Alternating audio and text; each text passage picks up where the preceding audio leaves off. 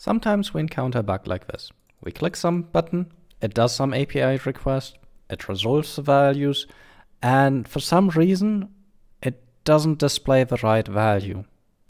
Now let's look at the actual code here.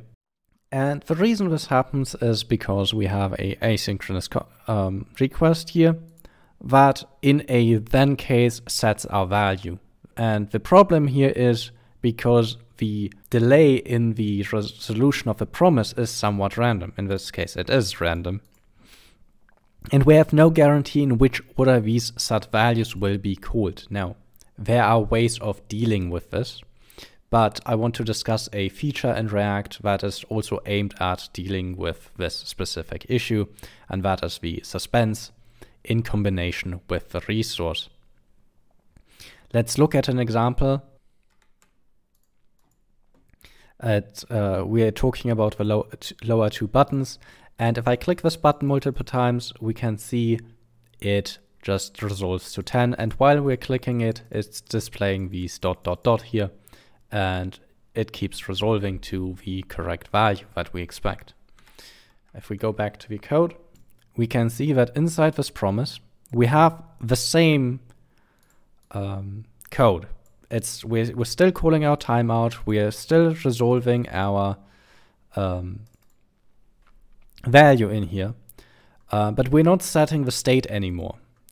Instead, we're setting it to something called a resource. We'll just explore this in a second. And we then pass this value into a suspense block, which is just, if we look at the component that actually displays that, it's just a simple component that takes a resource object and just calls a read function on it. And everything else is handled for us by React itself. So what's a resource? Let's start there. A resource is an object that has a function, in this case we called it read, that behaves in one of three ways. If the promise or if the data has been loaded, so if we are successful, then we just return the value the resource represents.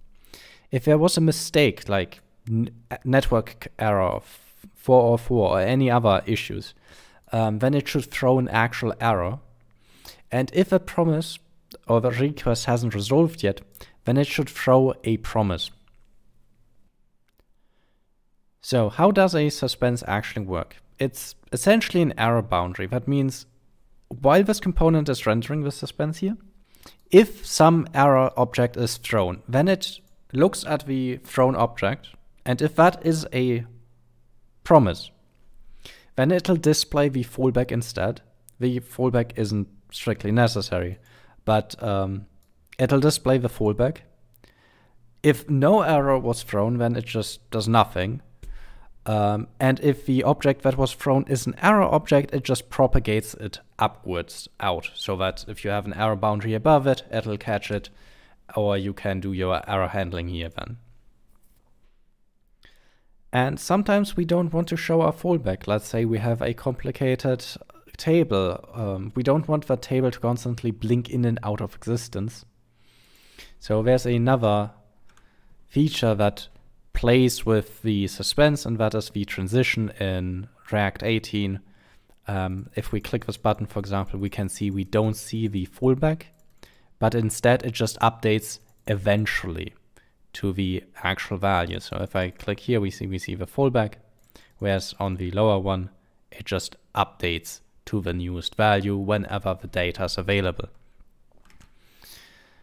The difference here is that before we set our value state here, we call the start transition function of React. Transition does a lazy render. Basically, it doesn't refresh the DOM until it has nothing better to do.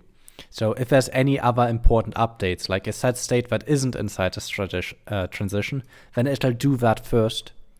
So these three components together can play together to make a better user experience.